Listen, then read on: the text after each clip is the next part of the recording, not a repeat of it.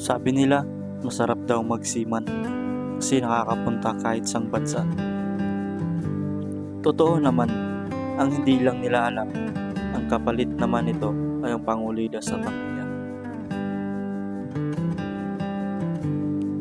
Minsan nga, pinipilit na lang namin maging masaya para lang maibsan ang lungkot at sakit na nararamdaman.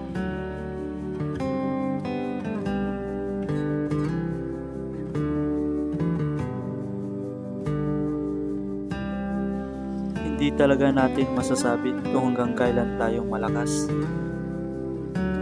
Kaya napapaisip na lang ako, tama ba tong pinasok ko? O dahil gusto mo lang kasi naririnig mo sa ibang tao na malaki ang sahod ng isang sikat.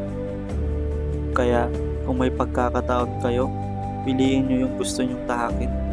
Kasi kung ano ang trabaho nyo ngayon, yun yung mabubuhay nyo sa pamilya nyo. Kaya saludo sa lahat ng mga seaman na patuloy nilang pinaglalaban ang pangarap ng kanilang pamilya.